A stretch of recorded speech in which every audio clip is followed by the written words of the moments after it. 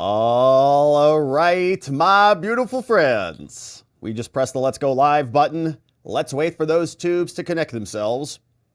Before we go ahead and get started, it looks like things are working. That's tremendous. We have a wonderful stream planned ahead. It's kind of a doozy because the Secret Service had an all-hands meeting today where Ronald Rowe got everybody on the phone. This is the new acting director, the guy who replaced Kimberly Cheadle. And he was apparently talking to everybody about hope and optimism and how this agency is actually not as bad as we all know it is. And we can do this, team. Kind of a rah-rah speech. But some very interesting stuff came out from this conversation. Apparently, he's talking about how they're going to fix all the problems at the Secret Service, saying things like, well, next time we're going to do this, this, and this. And in the future, these things are going to happen. And why aren't we already doing this kind of stuff is how the conversation went. Which means that from that we can deduce that they didn't do that stuff on January 13th. And one of the big issues was whether or not they had a unified command center. So they were bringing in the local law enforcement with the Secret Service teams so that they could communicate together, because it's very difficult for them to interface all their technology. They can't get themselves all on the same radio channels or something like that. It's very complicated. So they just put one person from each division in a command center. Turns out they didn't really do that. There was no command center. So that opens the door to a whole new litany of questions. Did the Secret Service even have any idea about crooks at all? If they didn't know that the local cops were sending around text messages because there was no conversation, and if the Secret Service didn't maintain their records or their recordings, well, we'll never be able to know what really happened, will we? And I think that's kind of the point. So we'll talk about that. Then we're going to go into what's happening in New York. Of course, we know Trump-hating judge Juan the Con Merchan has come out now with another gag order. We're in the middle of the 2024 election. Trump is asked questions all the time about lawfare and these prosecutions against him. And he's not allowed to talk about the judge's daughter, Lauren Merchan, who works for a company called Authentic Campaigns, who was responsible for working for Joe Biden and Kamala Harris, and who was actually posting content celebrating Trump's indictment by her daddy. And so, as we know, Congress is looking into that, but the judge has issued a new order saying that the gagging will continue all throughout the 2024 election. Trump's team said, hey, you're biased, Judge, because of your connection with Joe, because he donated to Joe. But now, of course, Kamala is the leading candidate or the nominee, and the judge's daughter worked for her. So maybe the judge should recuse on that basis. The judge, of course, said no. And then we're going to talk about Hunter Biden, baby, because he's getting backstabbed by the government, right? The same people who enabled him, who are like, why don't you go work for Ukraine? And why don't you go do a little bit of that? Nobody will care. Now, since daddy's not going to be able to be protecting him anymore, the State Department released a bunch of new documents that implicate him. And it's like, whoa, why is all this stuff coming out now? It's totally vindicating James Comer. James Comer's sitting there like with his cigar. Told you so, punks. Because he's been right. It's been a massive cover-up until Joe was shown the door. Then they are now coming out with the truth. So we're going to go through all of that. I got a bunch of documents and a bunch of stuff queued up.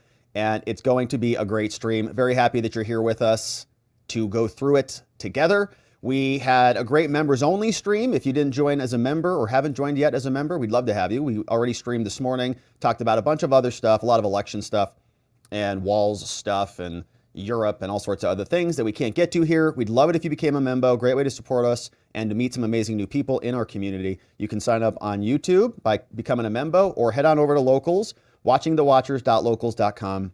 Throw that in your web address. And we'll see you over there. We do streams in the mornings, 6 days a week, including on Saturdays. Really try to deliver for our members. And we have a ton of fun, too. And we had a great conversation about the community and what we're all building here. And so it's really a lot of fun. So we've got a lot of cool stuff happening. Check out the links in the description below.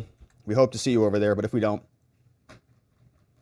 we're glad that you're here, at least. So let's get into it. Secret Service freaking out. Bunch of stuff coming out of this agency. There was an all-hands meeting. Ronald Rowe, the acting director, was talking to all of the staff. We're doing a great job. We can do better, though. And you don't go anywhere, please, because we're scrambling here.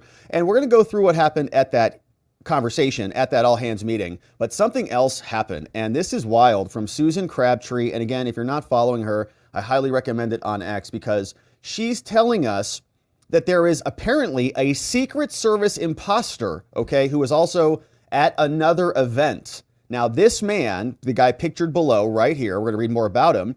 What does this guy look like to you? If you just open this image up and you just take a look, okay, look at him, you passing by. What do you think? Well, I mean, obviously it says Secret Service right there on his patch. And there's a bunch of other cops standing around. And so he must be a member of the Secret Service, right? So that must be legitimate. Not exactly right. Here's how the story goes. So from Susan Crabtree, who has been doing some incredible reporting on this, the access has been amazing, says this man pictured below is not with the Secret Service. But he's wearing a Secret Service patch on his armored vest that was issued by another federal agency while appearing to check a backpack in this photo. Now, as you can tell from the photo cut line, the individual was working at a J.D. Vance event in Michigan on August 7th. Now, the Secret Service was deeply concerned when I brought this to their attention. Said, that guy's not actually a Secret Service agent. Agency officials looked into the matter and issued an agency-wide directive against distributing Secret Service patches to other federal law enforcement officers to wear. So apparently it was another federal officer, but it wasn't a Secret Service agent? But they just gave him a patch. He's like, can I be a Secret Service agent today? Yeah, sure, here you go. I know it's cool. Here's what the Secret Service said back to Susan Crabtree. They said, the U.S. Secret Service became aware of a photo where a member of another law enforcement agency is improperly wearing a Secret Service patch. Corrective action has been taken and guidance has been distributed to the workforce regarding the use of agency insignias. Now, Susan has since discovered that the individual in the photo is a Homeland Security Investigations special agent or officer. Yeah. The same people who were all over January 6th, everywhere. And we couldn't do proper probes of them because they technically weren't a part of the criminal investigation. So they weren't really relevant to the criminal cases. So we didn't get discovery about who or what they were doing. All of it was limited by the DC courts to the FBI. They just, well, the FBI is in charge of this investigation, in charge of this prosecution. And so what do you need any documents from Homeland for? And the prosecutor said, we don't need anything from Homeland. We don't need them at all. And the judge said, see, defense, they don't need them. They have enough from the FBI, so you don't need them either. And we got no access to what HSI was doing. That's Mayorkas's goons. They mainly specialize in investigating transnational crime or creating riots and violations of the customs and immigration laws, whatever. They were also there reportedly at J13th. HSI and TSA and other federal law enforcement agencies have historically and are continuing to assist the Secret Service with tasks like magnetometer screening and other non-discretionary assignments, whatever, to help ensure the security of those granted Secret Service protection, or to commandeer it, I guess, because there was no security. Somebody got shot and killed. That said, no external agencies serve in direct protective or organizational capacities for the Secret Service. And so here is what Susan says. I've personally witnessed Homeland Security agents, clearly marked as such, assisting at entry points at the RNC. And we've seen them too. We've seen their pins. Now, my source who discovered, says Susan, this practice, don't know who authorized it and whether it was limited to this event in Detroit or if it's more widespread. Just give the patches off to everybody else. But described any effort to impersonate a Secret Service agent as incredibly dangerous. Now, there's a massive security risk because if all someone has to do is make a fake Secret Service path and throw it on themselves, a patch, and throw it on themselves, and they walk right in, how are normal Secret Service agents supposed to be able to tell who that is? Asked one source in the Secret Service community. The source has also said non-Secret Service agents are not as highly trained on bag searches and other interdiction efforts at entry points, and someone gave them authority to enter Secret Service only sites. Why did that happen? Curious. Now we're going to go through more from Susan. We're going to go through what happened today, because apparently there was an all hands call at the Secret Service. Susan Crabtree reporting at Susan Crabtree on X from Real Clear Politics says Secret Service Director Rowe is addressing the whole agency right now. There's a conference call going on. Apparently, she's like in on it and is pressing for a complete paradigm overhaul. Okay, guys, I know we just got someone killed, someone shot, 2 other people shot, president almost assassinated. But we're going to have to change our paradigm. It's like, oh gosh, it's going to be like a corporate technobabble speech. And is advocating for major budget increases. We called that one, right, didn't we? That they were going to be in Congress saying, well, we would have prevented this if you just gave us like $50 billion. So then, maybe people wouldn't be shot in the head, kind of your fault.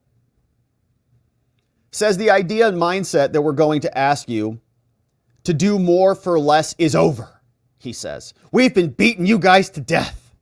We can no longer operate with that mindset. We're not going to ask you to work so hard, okay? We can no longer wear our people down. We have to win the day every day. We have to be in a state of readiness to be able to meet the environment. Yeah, like getting on roofs and showing up to briefings. It's real difficult. He says, I look at Butler as an opportunity also to examine our own paradigm, to examine our own methodologies, and to challenge our assumptions, to look at the new dynamic threat environment in which we're operating in, to look at the demands in which we're placing on our people. We're rising to this moment, says Ronald to the Secret Service. And so I see this as not only a challenge, but an opportunity for us to make improvements, to learn from this so that it never happens again. Rowe says people are now getting the message. He says, you understand, we can't max out our people anymore, okay? We can't do that to you, and we can't not compensate you for it. He says, we've got amazing agents here, U.S. Secret Service special agents and employees who have great love for their country and great love for what they do. Candidly, the way we work people, it's just not sustainable. It's such a hard job, And remember the other one that we read yesterday, where that Secret Service agent, I think one of the guards, fell asleep in the guard tower and nobody cared. Actually, they got in trouble for taking pictures and making fun of that person. How dare you make us look bad? Okay, it's nappy time is nappy time, all right? Don't you intrude on that. So he says, and people are hearing that now. They're grasping it, and we are making that case now. And he's also outlining new technology and new interoperable, sophisticated communications plans. Do you mean like recording your radio like local cops or what? Now, here's interesting reporting from Susan Crabtree. Rowe, in a powerful and humble and earnest remarks, is now telling employees to build each other up. Don't tear each other down. This is the time for us to persevere, to survive. Look at your brothers and your sisters and the people who left and right of you. Look around. Look at your neighbors. Do this at home. Look at your neighbors right in the eyes. Your brothers and sisters. You're in this situation together. Build them up. Be better teammates. Said President Lincoln said a house divided will fail. We have to have unity and singular focus as an organization right now. Now, just before those comments, Rowe said, I want you guys to think about this for a minute. Now, one thing I want to talk to you about is this. Imagine if you had a family member, maybe your father, your mother, sibling, or spouse, and they've dedicated their lives to being a core professional. They become a special agent or a uniformed divisioned officer. They've made contributions, but somehow, one day, they show up to work and somehow their coworkers now view them differently. They view them as inferior. They view them as not being significant contributors to what we're trying to do. If that somebody was special to you, I'm pretty confident you'd be upset by that. Now, I've been saddened by some of the comments that have been directed at our agency, some by people who actually carried the same commission that I did, or that you do. But we cannot allow that toxicity to creep into our culture. He says, God bless you all, and thank you for your time. So this goes on. Now, this is curious. So it sounds like there is some division in the Secret Service where some group of people are looking at another group of people and saying, you guys are idiots, morons, losers, something, right? Inferior. That's my interpretation of it. They think that they're less. They've made contributions, but then they almost got everybody killed. And now, like, you're judging them, and we don't want to judge them, okay? They're still our teammates, even though they're incompetent and got someone killed and 3 people shot and failed their primary mission due to multiple levels of incompetence, if not outright intentionality. So be nice to the most incompetent Secret Service that we've seen in recent history. Be nice to your friends and build them up. Other bullet points. He said, others have control of our budget. Reference to Congress. He's blaming Congress. If we had a couple more $1 billion, this wouldn't have happened.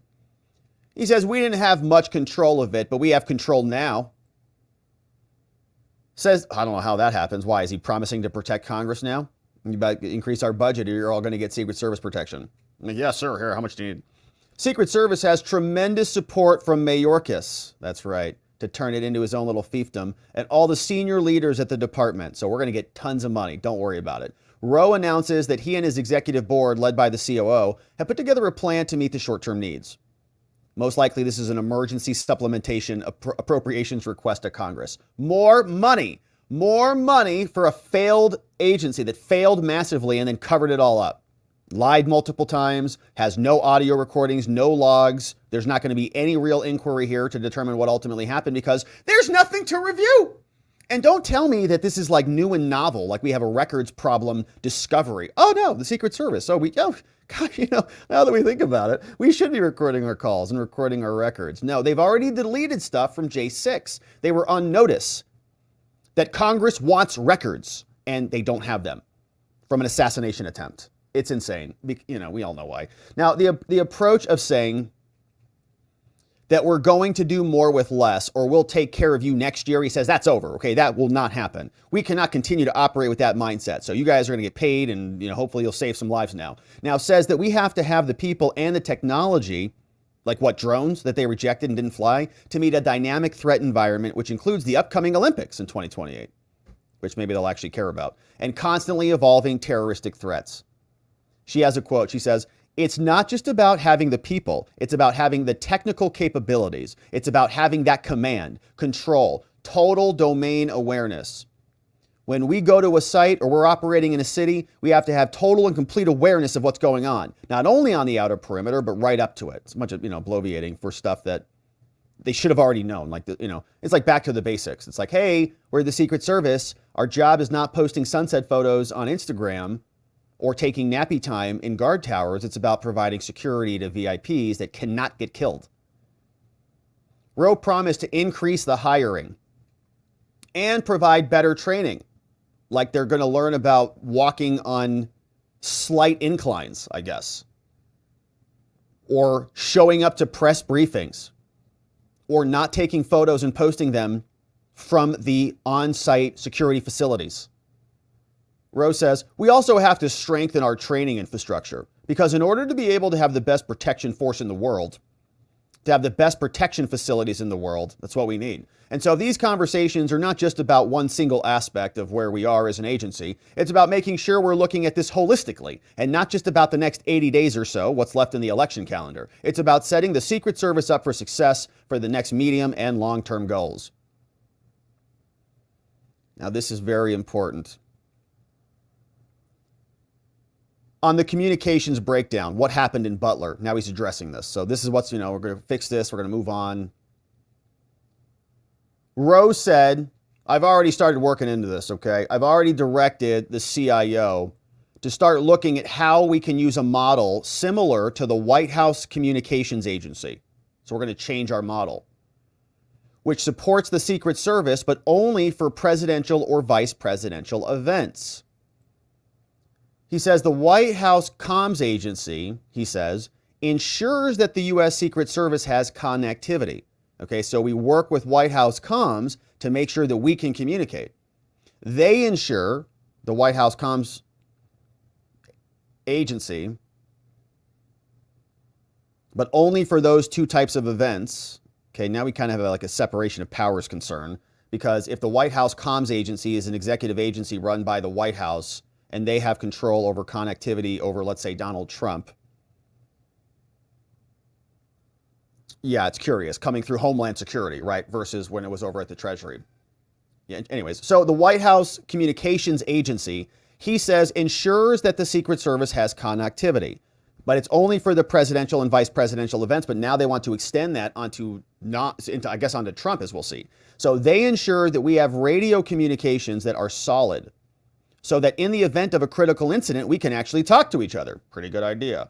Says that some high-tech teams within the Secret Service, this is Ronald Rowe talking to the whole agency, are working to ensure that the comms, continuous reception, and connectivity are working. Said they're already going out to campaign events for Trump and Vance, like we're already implementing this. And they are meeting that requirement, okay? And we're doing that with a great job. But that's what we need to strive for. And that's just an example of how dedicated our personnel, says Rowe, are to making sure that we don't fail. So that model is going to be expanded. It's going to take investments. And we're having those conversations to say, this is what we need to be successful. Now, when it comes to interoperability communications, this was a critical issue that we were talking about from the day it happened. Who knew what when, and how is it communicated, and where are those logs so we can follow the chain of the communication? He says, well, how about talking with local law enforcement? He says, it's more than just trying to find the frequency of the local PD that we're working with and diving into our radio network and just connecting the tubes. He said, this requires investments. But I've already stood up a task force, says Rowe, that will be co-chaired by a Secret Service supervisor in the Protective Division in partnership with the CISA agency, another corrupt agency, the Cybersecurity and Infrastructure Security Agency, which, if you recall, was run by Chris Krebs, who came out and said, no, there was no fraud in the 2020 election, even though we know that there was. And now hackers are saying, oh yeah, machines are just total disaster, but there's no time to fix them. Did you catch that article? Now, we're going to bring together FEMA. We're going to bring together other operational elements of the department. We're going to bring in state and locals. We're going to get in a room, a small room, and set them up to monitor communications with our counterpart. So it's like, what do you mean? So wait a minute. Did you not already do that? We thought you did all of that. He describes this new effort, this is going to be a new effort, as a unified command, saying that it wasn't actually unified at Butler. She's pointed this out many times before, based on sources. People say, well, what kind of command center was this? They used it because it didn't seem like it was formal and it was unified, as many other things are. So there are these other events, okay? They're called NSSEs, the National Special Security Events. She says, wow. It didn't seem like a unified command center to her, and now he's confirming it wasn't. Yeah, there really wasn't. And the reason this was so important is because they're on different frequencies, totally different systems. So if the local cops have a liaison in one building and they're physically face-to-face with the other person from the Secret Service, as soon as it comes in from the cops, hey, we have a suspect. He looks like a shooter over on the AGR building, southeast corner. The other Secret Service guy goes, oh, holy moly. What did he say? Okay, relay, local cops relaying. We've got a shooter here, a potential shooter, whatever, a suspicious suspect on the southeast corner of the AGR building. Go take a look. And immediately, it's instant, right? Didn't happen. That apparently did not happen from Rowe. He says, we're going to put somebody in that command post, or we're going to establish our security room in partnership with that unified command post. It's the same model that we use in national special security events. So why would we use it? Why wouldn't we use it on our daily operations, I think? He's like, this is how we're going to fix this. We're actually going to have unified commands. So NSSEs are major events of the federal government that are considered to be nationally significant, and they may be designated by the president or his representative, as well as the Secretary of Homeland, as a special event. And if it is a special event, then they have a unified command. But this was not designated as a special event, so then they don't have a unified command. Rowe concluded his remarks with appreciation of our history. 159 years. over the last 20 years has been tainted by security lapses and other serious misconduct. He's talking to his team. Now, despite the myriad challenges, Rowe promises to get the job done because he says failure is not an option. I mean, you mean like failure again? And asks all of the Secret Service employees, including of himself, to take care of each other. We can do this. We're going to get through it.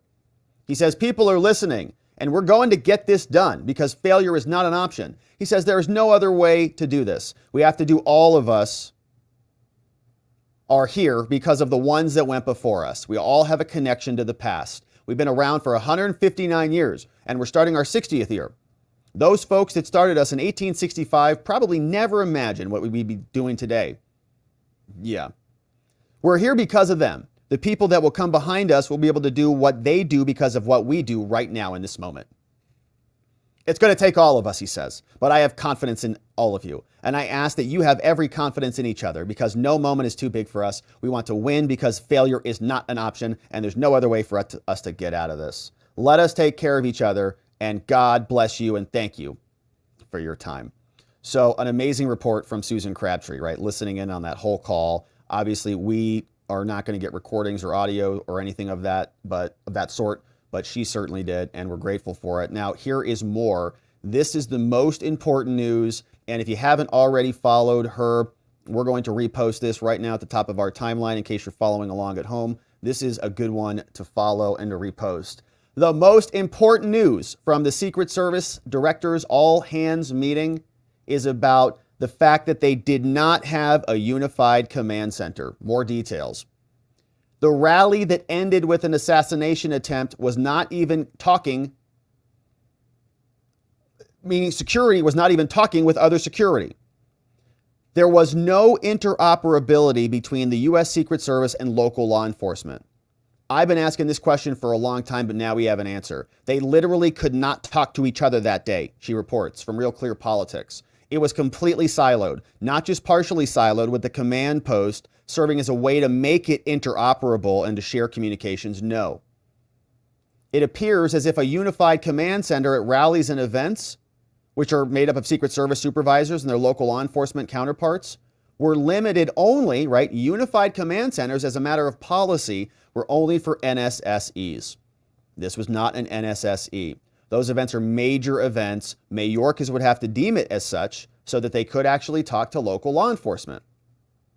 They therefore did not include rallies or campaign events for Trump. So obviously, Secret Service and Homeland, including Biden and Mayorkas, were using outmoded protocols. She calls it beyond outrageous, and that's true. Rowe in his address says, we're going to put somebody in that room, or we're going to establish our security room like we use it elsewhere.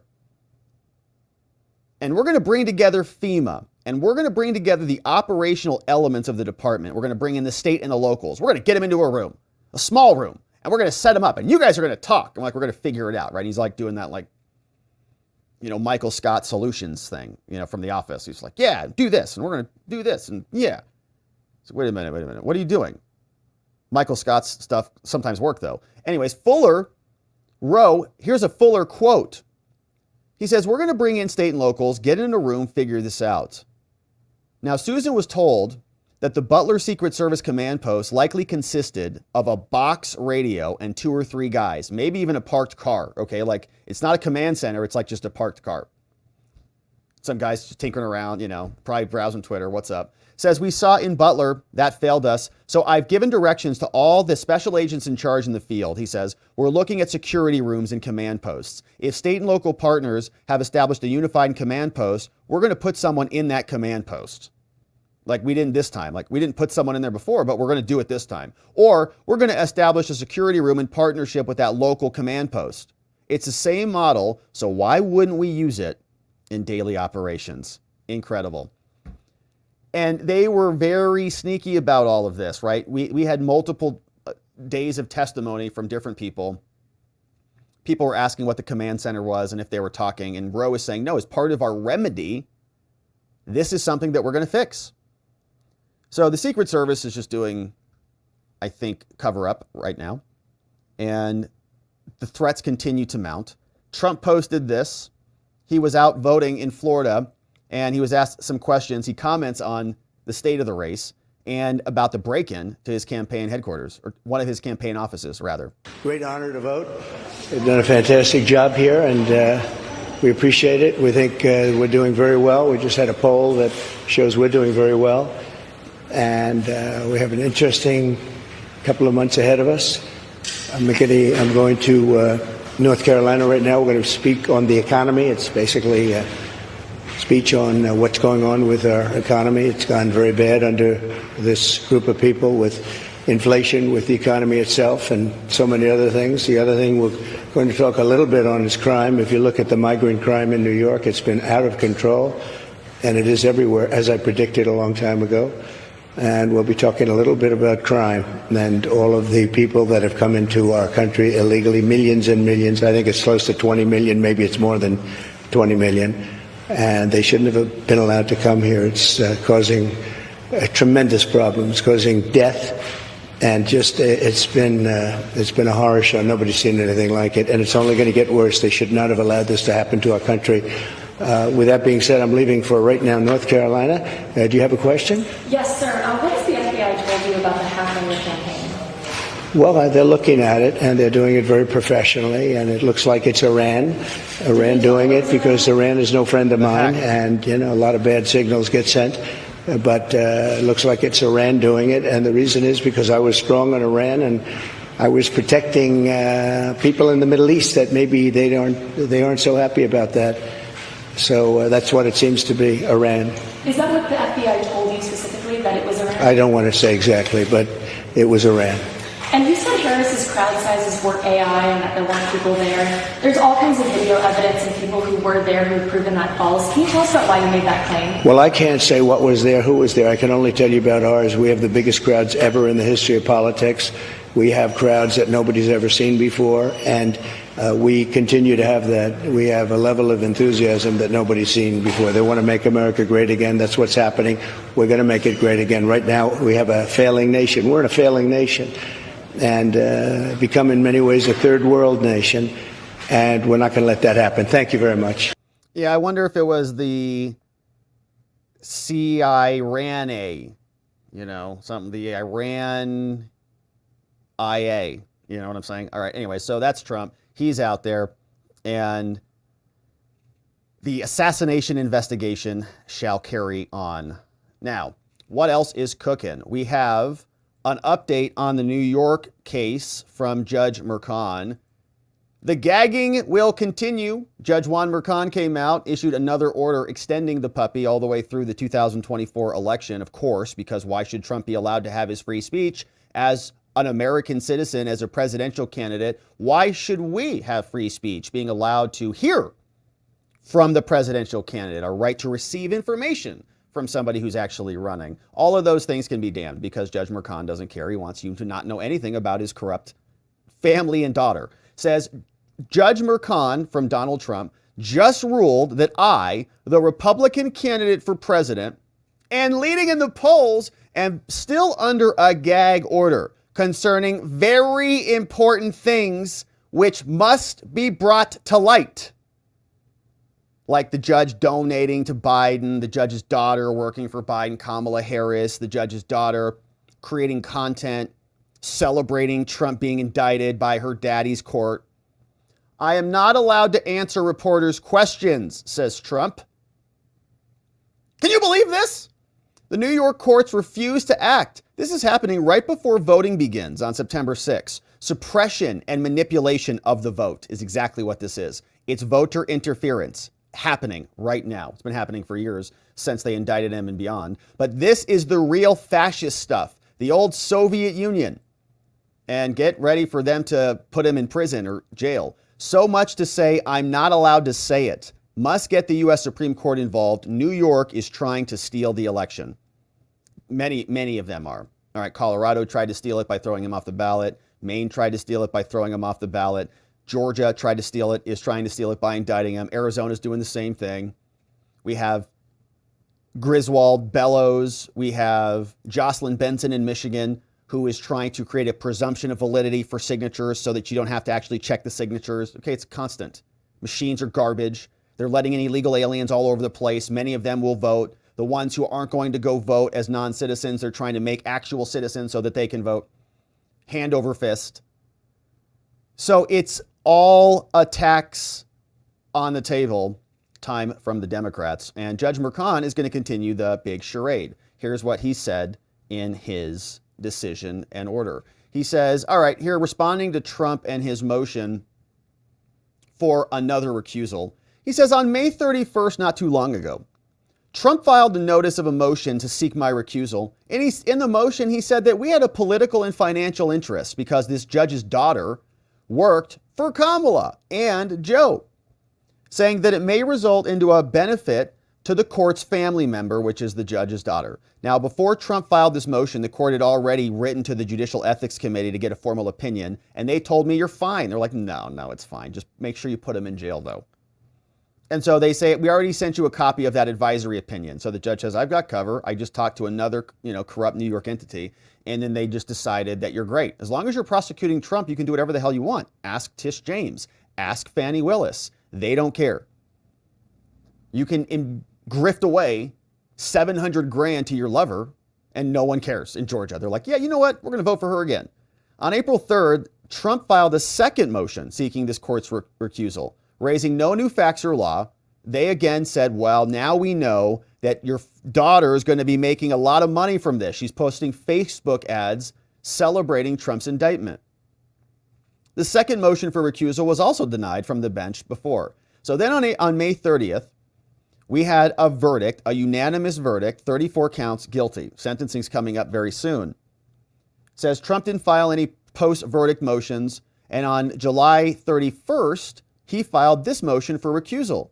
Now, he did not seek leave for this, and so he justifies this motion. So he's kind of saying, well, this is not very timely, but it's because of changed circumstances. Obviously, the changed circumstance is Kamala got slotted in for Joe.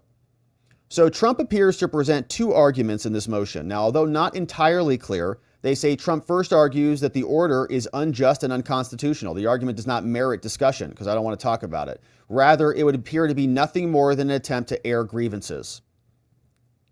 Now, Trump has litigated this before, and the court did modify the order over the people's objections. And they allowed them to talk a little bit about this after the case was over, right? He loosened it up a little bit. However, aside from this court's own modification, the order has remained undisturbed, and therefore, there's no way it's unconstitutional because the higher level courts in New York, which are also as TDS as you can get, say the same thing. So Trump's second argument is that the alleged relationship between Kamala and Lauren Merchan, the judge's daughter, warrants recusal because the daughter worked for Kamala and made money working for Kamala. The court notes that this same argument was already made. Yeah, you already said that we worked for Joe. She worked for Joe. But Trump contends this is even more egregious because now Kamala is the nominee. But the people's position is that the motion is vexatious and it's frivolous, says Bragg. And so the court says, I'm not even going to repeat myself, okay? I'm not going to repeat the same thing I said before. It suffices to say you've had due process and you're just repeating stale and unsubstantiated claims. Says, counsel has been warned repeatedly that advocacy does not come at the expense of professional responsibility. So basically the judge is saying, if you keep filing this, even though you've been denied, you're going to be in violation of your ethical responsibilities. Maybe we'll file a bar complaint, come after your license. With these fundamental principles in mind, the court now reiterates for the third time, which should be already clear, innuendo and mischaracterizations do not a conflict create. No, your daughter working for Kamala and Joe does. And you donating to Joe did. Donated twice, those spite donations, right? The worst. On the facts before us, we conclude that the judge's impartiality cannot reasonably be questioned based upon this, which is the advisory opinion. Now, as has been the standard throughout the pendency of this case, this court will continue to base its rulings on the law, and Trump has provided nothing new. And so therefore, since you're repeating yourself, this is rife with inaccuracies and unsubstantiated claims. Trump's motion is again denied. Judge Merchan doesn't want Trump to talk about his daughter's relationship with Kamala Harris or the daughter's relationship with Joe Biden or the fact that Juan Merchan donated to Joe Biden. None of this stuff about what the daughter said on podcasts about how the judge doesn't like Trump posting on X at the time it was Twitter, right? All of these biases Trump can't talk about because they're trying to rig the narrative in their favor, and seems like they're in support of Kamala Harris. Kamala Harris is terrible. Trump was talking about her experience in the private sector and how she's been a part of an administration that's wrecked our economy. Here's what that sounded like. Kamala Harris wants to be in charge of the entire U.S. economy, but neither she nor her running mate is the beauty, isn't he?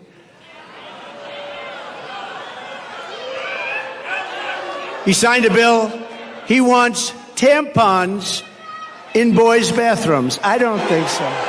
Tampons. But they've never held a private sector job in their entire professional careers, and it's no wonder they're both socialists. They're actually beyond socialists. I think they skipped over socialists. That's why I think when people find out, because you don't know who these people are, I think when people find out who they are, I personally don't think they can do well in the election. They've destroyed this country. What they've done, when you look at San Francisco, what happened to, and she was the one that started it. Years ago, she was district attorney. Then she was the attorney general of the state of California. California is a disaster now. Now, Gavin Newsom hasn't helped very much, but it's a disaster. She was the one. This November, voters are going to give radical liberal Kamala Harris the opportunity to try something new, a real job in the private sector for the first time in her life. That'd be good. Yeah, that'd be good. Bye, Kamala. Go get a real job. All right, see you later. So that is the update out of New York, and we'll see. I'm sure Trump will appeal this again. It'll go up to the Court of Appeals in New York, and they'll not do anything about it. And we'll see if it goes up from there. But that's Trump, and the gag shall continue. And my friends, thank you for subscribing. We're going to continue to cover this case wherever it is you're watching it. We'd love to make sure you come on back. So don't forget to subscribe. And thank you so much for sharing this with a friend or family member so that they can come over and join us as this case continues, because we've got sentencing coming up very soon in September, and we're wondering whether they're going to imprison Trump. Kind of hope they try. All right, we'll be here continuing to cover it. Now, let's see what else is happening this election season, because right now we've got a censorship investigation that is warming up. The Oversight Committee sending new letters to Meta, Facebook, and Google saying, you guys have been busted censoring assassination information related to Donald Trump. A couple letters went out. We'll take a look at them. The committee has long been concerned with how they are censoring this election in their favor. So here's what the Oversight Committee reported, saying Americans rely on internet searches like Google to gather information. And there was a big problem because in 2022, Zuckerberg confirmed that Facebook censored the Hunter Biden laptop story. Remember that? We sure do. All the social media companies did. And so they've got a history of doing this. And so now Congress is taking a look. Here's one letter that went out. You can see this is the one that went over to Google. This guy's name is Sundar. He is the CEO. August 14th, this got sent from the Oversight Committee over to the Googles. It says, all right, Mr. Pichai, Oversight Committee's got some problems with you concerning reports about the autocomplete function, about the assassination attempt on Trump, telling us that Google users reported that auto-completed search results related to the assassination failed for assassination attempts for Trump, but they produced results for others like Harry Truman, Gerald Ford, Ronald Reagan, and the others, and even assassinations of people like Archduke Franz Ferdinand. But omitted from the list of automatically generated searches was Trump's assassination attempt. Now, the committee appreciates Google's prompt cooperation with our initial inquiry. Apparently, they gave them a staff-level briefing last week. Now, the briefing, however, after they actually met, raised additional questions, especially against the backdrop of an alarming pattern of speech suppression and censorship peddled through technology and social media companies. And so now we want more information. So they didn't like what they heard, obviously. So we can better understand how Google designs its product. Now, in response to preliminary staff inquiries, Google contends that the autocomplete results omitted the Trump's assassination attempt due to a safety protocol concerning predicted assassination attempts of current political leaders. And Google has not yet updated the autocomplete feature to reflect that an assassination attempt of Trump had occurred. Now, the committee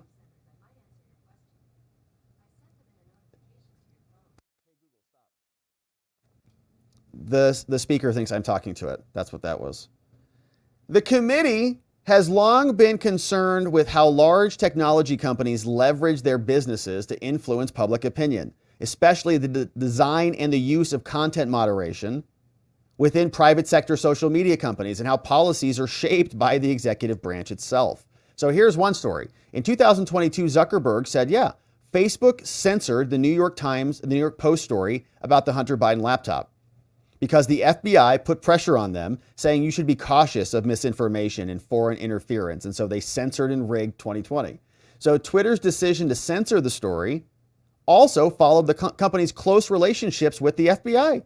On February 8, 2023, the committee held a hearing titled Protecting Speech from Government Interference and Social Media Bias to investigate how and why Twitter suppressed the story in the lead up to 2020 and how internal content policies had been regularly enforced. But this was no trivial matter. A poll of Biden voters in 7 swing states found that 17% of them would have switched their votes if they had known about the Hunter Biden laptop story. Following this effort, the committee advanced and the House passed H.R. 140, the Protecting Speech from Government Interference Act, to stop federal employees from using their authority to influence the private sector. The committee remains wary about executive branch officials exerting pressure on technology companies. Now, Americans rely on internet search engines like Google to get the news, and never more so than during a presidential election. In fact, Judge Amit Mehta recently recognized that the brand Google is synonymous with search. He said in 2009, and I think this was the opinion from Mehta that said Google is a monopoly. In 2009, 80% of all search queries in the United States already went through Google. That number has only grown. By 2020, nearly 90%, and even higher on mobile devices at 95%. So on behalf of the American people, the committee is dedicated to fully understanding when and how the information is being suppressed and modified. We don't care if it's a technical error, a glitch, whatever, whether it's a policy intended to ensure safety or some specific intent to mislead. Bingo, got it. So to assist in our investigation, the committee requests that Google give us the following information. All internal policies related to how Google search is designed, reviewed, managed, and updated. They're not going to get any of this stuff. All internal policies or any other documents related to how Google's search autocomplete is designed and how it works with newsworthy events, and all internal policies about how Google's search autocomplete might limit or preclude them because of its harmfulness or dangerousness. We'll see if they get any of that, or if they got it, if they know what to do with it. To arrange for the delivery of these documents, please call us.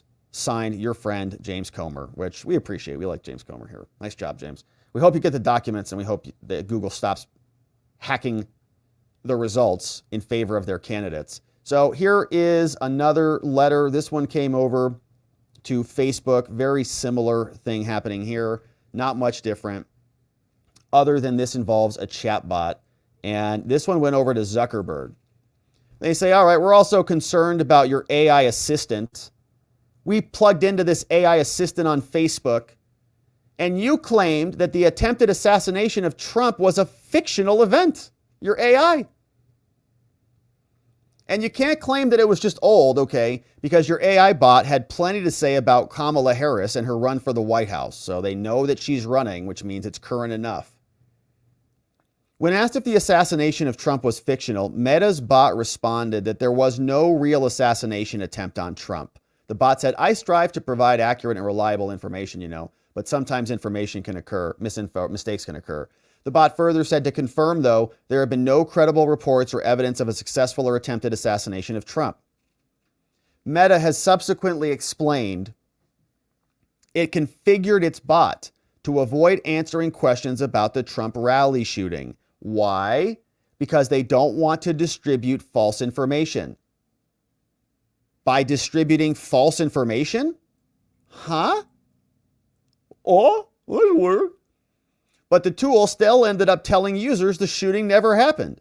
According to Meta, VP Joel, it was done to avoid providing incorrect information. It was programmed not to answer questions about it. But as noted in a Meta blog post, in a small number of cases, it continued to provide incorrect answers. Very small, though, I'm sure. The blog post, and they said we're working quickly to address it. Got it. Now, the blog post also provides an explanation as to why Meta applied a fact check label to an authentic photo of Trump with a fist in the air.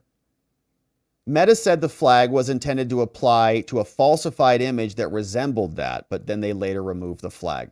Now, while the committee appreciates Meta's explanations and efforts to resolve those, we're concerned, especially against the backdrop of an alarming pattern of other speech suppression and other censorship through you. We've long been concerned about how you rig all this. For instance, you confirmed that you censored the Hunter Biden laptop story. 17% of people would have changed their votes. That's a lot. Following this report, we passed a bill, and on behalf of the American people, I'm asking you, tell us about your chatbot. Tell us about how it's designed and trained, and give us some information on this. Signed, your friend, James Comer. Please give us that info so that we can review. Now, this is more on that story we covered yesterday about this Google glitch. Weird how these glitches and these problems always happen to favor one side, and it's never the Republicans. Axios reporting the campaign is giving real news articles a pro-Kamala Harris spin and then using them in Google ads. Martha McCallum's been looking at this, and she joins us now. Good morning to you. Welcome back. Good morning, nice Bill. To see you. Great to see you. Get ready for Chicago, all right? Here we go. Save that for a moment here. So the trick was we'll make it like an ad, and we'll reframe the headline so that when you're searching, maybe you see the spot and you read the headline, but maybe you don't understand that it's actually sponsored by the campaign. Show it, guys. Yep. Here we go. So this involved what? They cited CNN, NPR, Reuters, Associated Press, The Guardian a lot. And you would see this as you were going through your internet search. And, well, that's cheating. Wow, it is.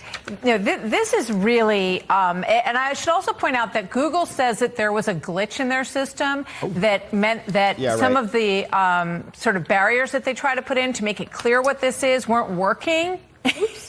Oops. Yeah. I wonder if it was true for other campaigns as well. We don't know that yet, but they say they're looking into that. But just as an example, so this is a Guardian headline. VP Harris fights abortion bans. Harris defends reproductive freedom. Well, those things are true. That's a factual statement. That's something that she backs and supports.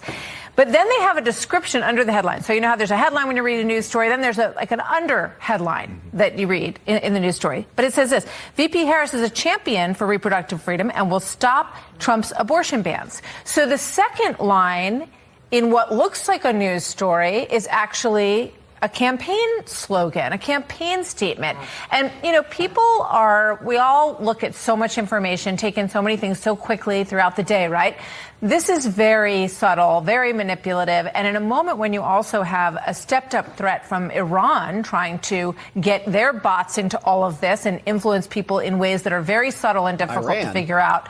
This is something that I think requires a lot of diligence on the part of people who are looking for this information. And Google says it's just what? They got one by the goalie here? Yeah, Google says, well, there was a glitch. There's supposed to be more disclosure that this is an ad, a campaign ad, and they're going to work on that. Yeah, that went from Kamala Harris as a cheater to Iran real quickly. But anyways, Kamala is a cheater, and they're using the big tech companies to do it. And the big tech companies have a history of cheating for them, suppressing stories that would be damaging to them, donating hundreds of millions of dollars in support of their efforts. So why would anything change this cycle? It's not going to. All right, we've got one final story on the day, my friends. Hunter Biden getting backstabbed by the very government that enabled all of his criminality for years. Now that his daddy is not going to be running anymore, things are not looking good for him. The State Department dropping all sorts of documents saying that Hunty Poo has actually been in a lot of problematic affairs, to say the least. Here's what the New York Times is reporting. And the New York Times, as we know, get leaks from the deep state apparatus all the time. So why is this being published now? Very curious questions. This came from Kenneth Vogel. He says, Hunter Biden, sought assistance from the U.S. government for a lucrative energy project in Italy. With Tim Walz or what? While his father was vice president, according to newly released records and interviews. Where these records come from all of a sudden? The records, which Biden administration had withheld for years, indicate that Hunter wrote at least one letter to the U.S. ambassador to Italy in 2016 seeking assistance for the Ukrainian gas company called Burisma, where he was a board member getting paid $1 million. Embassy officials appear to have been uneasy with the request from the son of the sitting vice president on behalf of a foreign company. Uh-oh. I want to be careful about promising too much, Hunter, wrote a Commerce Department official based in the embassy in Rome. He says, this is a Ukrainian company and purely to protect ourselves, okay, the U.S. government should not be actively advocating with the government of Italy without the company going through the DOC Advocacy Center, the official wrote. Those acronyms refer to the U.S. government and the Department of Commerce program that supports American companies that seek businesses with foreign governments. Now, Abby Lowell, Hunter's lawyer, said his client asked various people, including Ambassador to Italy at the time, John R. Phillips, whether they could arrange an introduction between Burisma and the president of Tuscany in the region. No meeting occurred, no project ever started, and so everything was proper, says the lawyer. Now, the State Department did not release the actual text of the letter. Why would they? A White House spokesman said the president was not aware when he was vice president that his son was reaching out to the U.S. embassy in Italy on behalf of Burisma. Okay, the president's son is like contacting the official U.S. government? What? The department's release, so he's like acting out of pocket, right? He's like, my dad's the vice president. Like, yeah, but this is not official. I don't care, he's the vice president. The department's release of documents to the New York Times, why are they dropping them now, came shortly after Biden dropped out. Weird. And his son prepares to stand trial. So they kept all these documents. If Joe Biden was still running, these documents would clearly continue on in the dark. Hunter Biden has not been charged with violating FARA, which requires people to disclose when they lobby the U.S. government on behalf of foreign interests, like when Hunter is lobbying the U.S. embassy on behalf of a Ukrainian company. In the court filing last week that we've talked about, it was perceived as pressure. Prosecutors indicated that they do not intend to add a FARA charge, but noted that they had evidence that he did reach out to the State Department on behalf of a foreign client, another real estate magnate facing charges of corruption in Romania. Biden did not register under FARA as a lobbyist either for that. No charges for him. His outreach to the embassy in Rome on behalf of Burisma, so again, private company, which is kind of, the state energy company, he was acting on behalf of them, reaching out to the U.S. government. Had not been previously reported, echoes other episodes for which he's been criticized for leveraging his daddy's clout to gain advantages in his foreign business. The embassy outreach was revealed in emails released by the State Department to the New York Times in response to a request for info.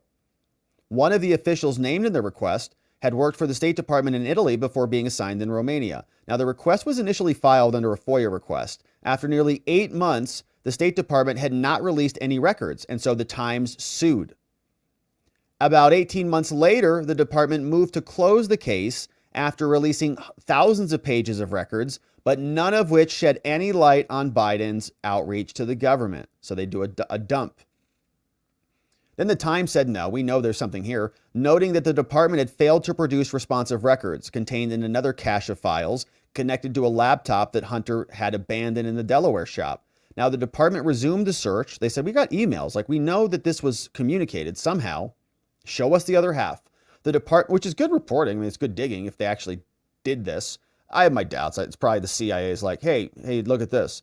But the department resumed the search and periodic productions, but had produced few documents related to Biden, right? Then, after Biden leaves, documents come out until the week after his father ended his re-election campaign. All of a sudden, they're like, oh, yeah, there's that one drawer. Yeah. A State Department spokeswoman suggested that the timing was just coincidental, noting that the department had released batches of documents in each of the last 3 months. A person familiar with the timing said the release of the Italy documents was already planned for weeks, before he was going to drop out. You're right. State Department is notoriously slow in processing these things. Their productions are overseen by a growing team of public servants, not political appointees. Okay, all making it so that this was not being timed, if you believe it. Okay, if Joe Biden was the nominee, would these have ever come out? No, obviously not.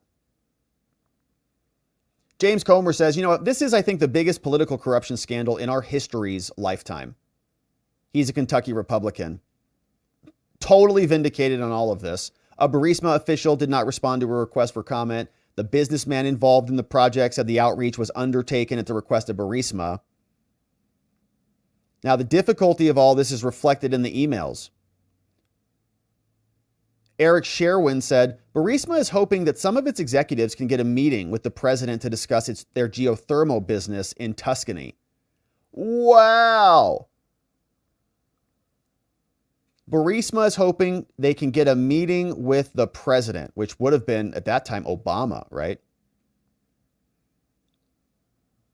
Wow. The ambassador already replied to one letter from Mr. Biden, the Commerce Department official. He may be shopping for more support than he got here, they said. While Mr. Biden's letter to the ambassador is referred to in the correspondence, the Times was unable to review its contents because the State Department appears to have redacted it in its entirety. Wow.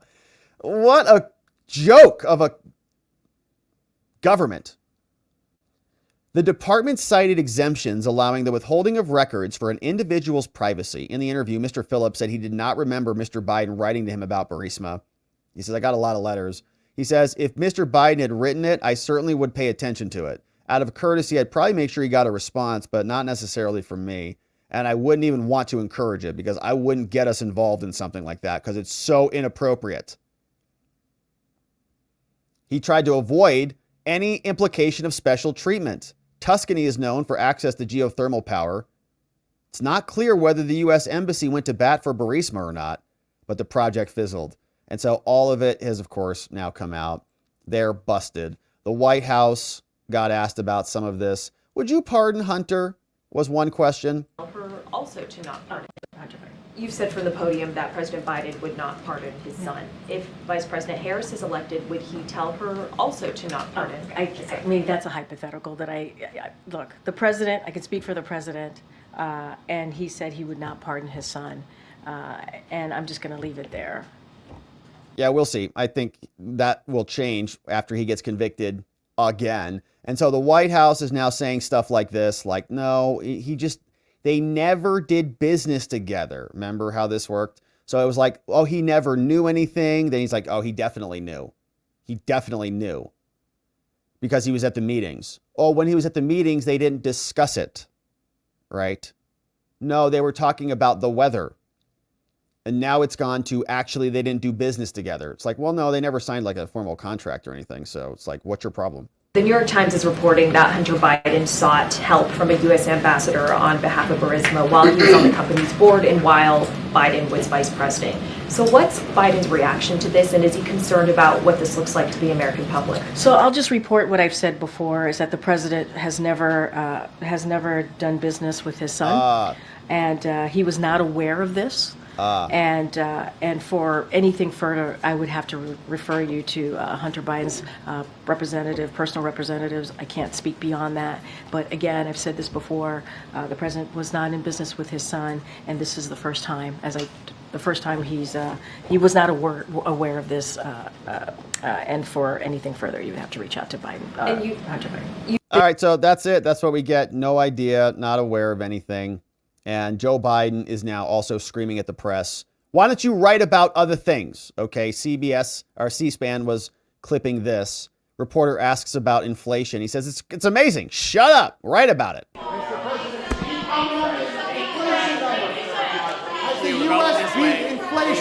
President. Yes. I told you we're going to have a soft landing. We're going to have a soft landing. My policies are working. Start writing that way, okay? And Mr. President, anyway, thank you. Thank you so much.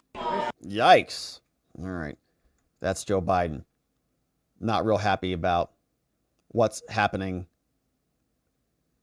in the press. I guess. And so that's what we've got on the day, my friends. We covered 3 good segments today. Talked about the acting Secret Service Director, Ronald Rowe. We talked about the Trump-hating judge, Juan Merchan, the gag order continuing on in New York. We talked about Hunter Biden and his backstabbing from his own government. The enablers who got him to where he is are now turning on him since his daddy's not in charge anymore. And the censorship operation from Google and Facebook continues. Congress is looking into it. Hopefully they can stop it before the election occurs, because it's like putting pressure on the scale in order to rig the election in their favor. Now it's time to hear from you. Let's see what you say about this, my friends. Thanks for joining us on this amazing Wednesday. It's been a beautiful day, and we're grateful to hear from you. Let's see who's joining us in the house. Donut is clipping for us. Thank you, Donut. Donut Mind Me is sharing this one over from Locals. What's up, Pamela Blute? Pamela says Ranking has already said on the record that if Trump wins, I think you're talking about Raskin, that Congress will remove him from office. That just shows they fear that he will win. Desperate idiots do very stupid things. That is a true statement. Yeah, you get people backed into a corner. It's like, man, they'll like almost shoot you in the head and stuff like that. It's really, really not good. This one is a beautiful one. Happy Wednesday, my friends. Have a bright and beautiful day. What a nice gift. Thank you, Donut. And thank you, Pamela, for that one. Yeah, they're getting backed into a corner. That's why they're indicting him, trying to throw him off the ballots, trying to take him out, and so on. Hey, Cliff Norman says, Robert, Marshall Goldsmith describes your rendition of how the Secret Service boss focused on the future is the best way to give feedback, what he called the feed forward. In the future, we might want to consider this. Goldsmith maintained that no one enjoys feedback. They can change the future, not the past. I see what you're saying. Yeah, I think that's a good, it's a good leadership tactic for sure. Don't know if it's going to work for the Secret Service all that well. I mean, maybe it will. They do need some feedback, though. It's like, I understand the touchy-feely, good stuff, but their entire agency is pretty much corrupt and incompetent. So I think feed forward, a good solution to feed forward would be to really revamp the entire agency, which would not really feel good to anybody, I guess is my point. It's like we got bigger problems than some unmotivated Secret Service workers. Like if they're unmotivated, I think it's probably why they're taking naps and selfies and getting people shot. So it's like maybe they need to go. I don't know. But I understand your point. Marshall Goldsmith. Sounds like a good book. Feed forward, good leadership skills. Always appreciate those recommendations. I will take a look at it. Tanya, what's up? Says, I'm late. It can be Taco Wednesday. Thank you, Tanya. Karis in the house. We missed you on Taco Tuesday. We didn't quite mention it in your stead, but I'm sure many of us did celebrate Taco Tuesday thinking about you, Tanya. And I know we missed you. So thanks for that. Very generous. Good to see you. Glad you're back here on the Wednesday. Rob is here. Says the deep state wants using Biden as a scapegoat to take the focus and the blame for things they're responsible for on the Bidens. Oh, look, here's evidence of Hunter Biden's guilt. We just found it. Very convenient to shift your attention away from reality. Paradigm. Here's the definition of the word in case you were wondering why Ronald Rowe was using it. It's a typical example of a pattern or something, a model, a worldview underlying the theories and the methodology of a particular scientific subject. Yeah, I don't really, those are technical definitions. But for people who don't understand what it actually means, I think it's like a good way to think about it is like a lens. It's like changing your lenses out. I don't wear glasses or contacts, but it's like a new lens on the world. And I'm sure you've had these experiences like, you watch a magic trick. Oh my gosh, how'd they do it? I'm mystified. And then you learn the trick and the whole, oh, that's it? That's all it was? Like the whole worldview changes. It's like a new set of glasses. So it's like a new lens. And you wake up all the time thinking about stuff like this. Like oftentimes people who are depressed, it's largely because they're ruminating all the time. And then if they're ruminating all the time, if you can change that state, if you can change that rumination, by having some new self-programming, some new self-talk, then maybe your paradigm will shift, and you'll shift from a worldview of being depressed and down on yourself into somebody who's happy and a little bit more positive, right? So the worldview shifts. It's like you wake up with a new set of glasses. So, but I think that's, the technical definition is also good. That's just how I think about it. And yeah, there's a good book. Actually, The 7 Habits of Highly Effective People by Stephen Covey, I think, has a great example of that, because there's a beautiful illustration of a paradigm shift. I think he walks through that, and he has these images of, well, an image. I don't want to ruin it if you read it. You read the book and you identify an image a certain way, and then you turn the page and he starts to explain the story, and then the image changes and your whole, oh my gosh, like changes right in front of your eyes. And I remember reading that as a much younger boy. I was like, wow, that's crazy. I remember it, yeah. Cindy Banks, what's up? Roe and Ray are 2 peas in a pod, 4-letter words, and both of them. Yeah. And they're both pretty terrible at their jobs and run terrible industries, or terrible institutions. Whoa, what's up? Rice Baby in the house. Look at this. Bruce Rice. Thank you, Bruce. 20 new membos coming in. Stephen O. Stephen 005 is here. Thomas Collins. What's up, Johnny Boy? Lynn Goodwin. Francis Waller. Gail C's coming in. Andy Hansis. Broken Prophet. Thomas Shaolin Funk. Aha's in the house. What's up, Justia? Shouting out. Jennifer's shouting out. RM's in the house. K Bean shouting out. 2 diamonds in the rough. We got Linda Drescher. We got Jason A, GE, Silius, LK. We got Freeman Jack, Cool Guy. Laura shouting out. Gerald Campos is coming in, and Broken Prophet all shouting out. Bruce Rice in the house. Rice Baby. Dun, dun, dun, dun, dun, dun, dun. Object Class Keeter, what's up?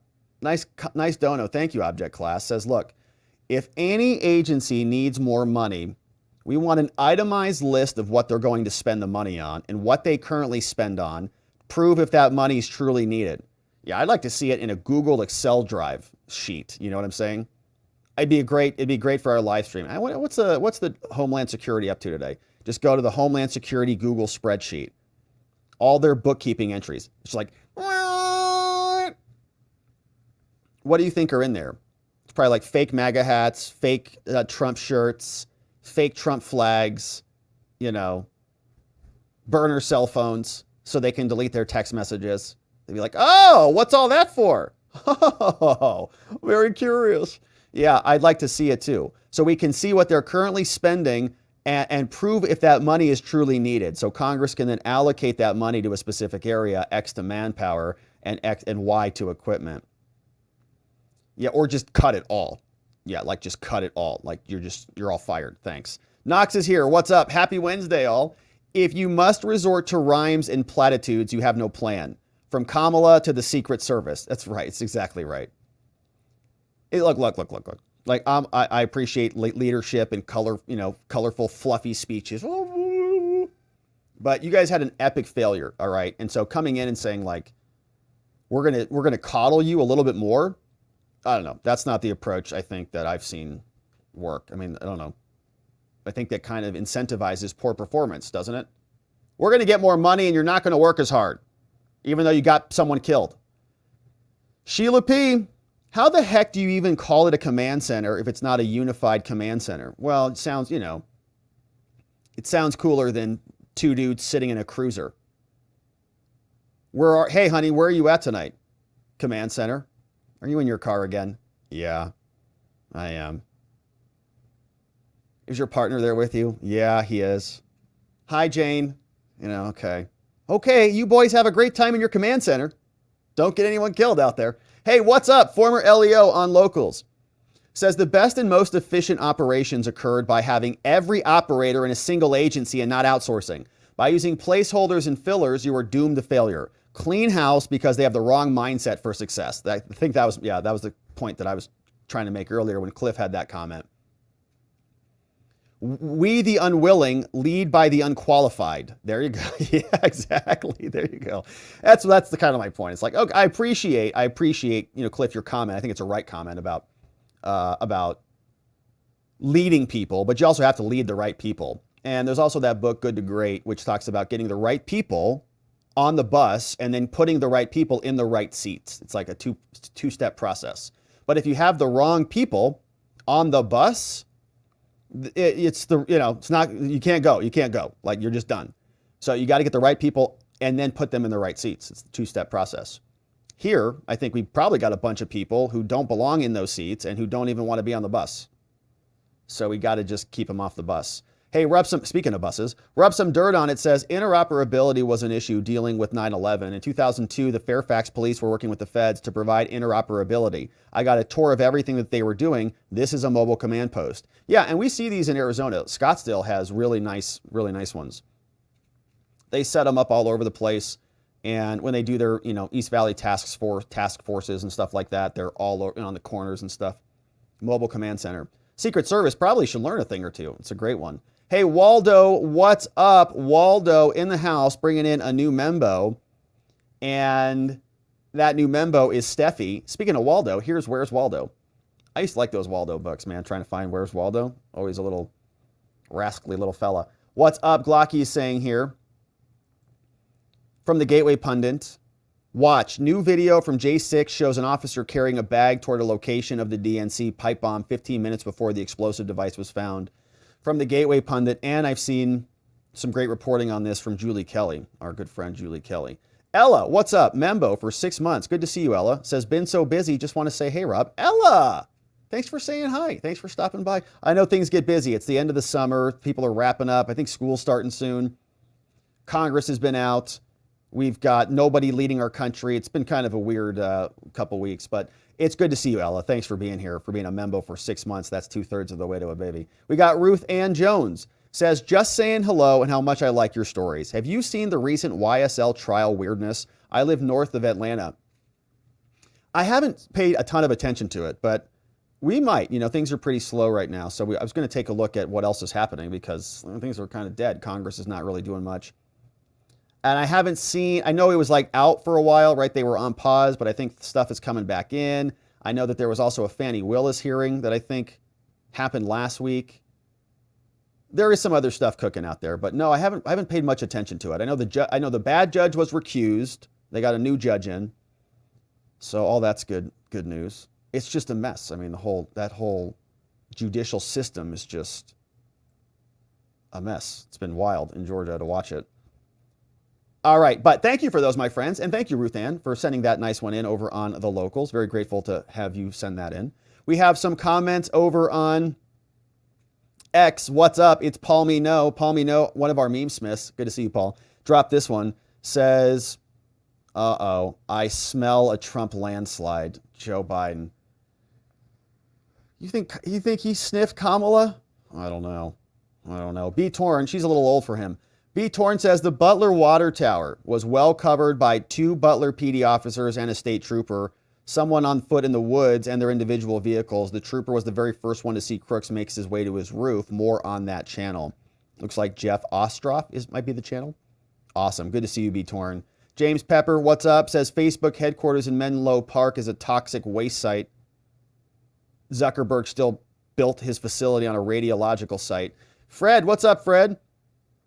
Hey, don't talk to me about ruminating, okay? I got that down pat. I know. We're usually we're all pretty good at that. We're all pretty good at ruminating about whatever's going on, making ourselves insane and depressed. George, what's up? Says Plan B Fall Guy. And Abraham Lincoln said Abe was quoting Jesus, a house divided against itself cannot stand. Hey, did you guys see this one when Waldo found himself? Waldo found himself. See, that's a good one. Wendy, what's up, Wendy? 5G towers at Butler and some other ones. So some good stuff, my friends, over on the X platform. Very grateful to see everybody over there. Jennifer's here. What's up, Jennifer? Says, thanks for another great show, Robert. Thank you. Thanks for being an amazing membo and supporting us. It was a little bit of a short show, a little bit of a light news day. It was kind of waiting for something to pop or to break, but it's been kind of quiet out there, I think. But we got some good stuff. We got some good updates. Hunter updates. We had J13 updates, some censorship updates. We got some good stuff done. So, my friends, we're going to leave it there. We are going to go hang out with our locals membos for a little bit. If you want to come and join us, head on over to watchingthewatchers.locals.com. We'd love it if you became a membo. If you're looking for some additional content, we had a great members-only stream this morning where we talked about a bunch of other stuff that we can't get to here. So if you join on YouTube, if you just got gifted a membo or anything, come join us, because this morning's stream was a lot of fun. We had a great comment from our friend Crash to Contrary about this beautiful community that we're all building together. It was a great combo. So check that out, and we'll see you over there. Otherwise, we're going over to locals, watchingthewatchers.locals.com. My friends, we are going to come back here tomorrow, and we're going to get into it again. I'm sure there'll be some other busy things to talk about. And so I want to thank you for joining us on this Wednesday. Hopefully your week is all downhill from here, baby. We're over the hump. And so we're looking forward to seeing you back here tomorrow. And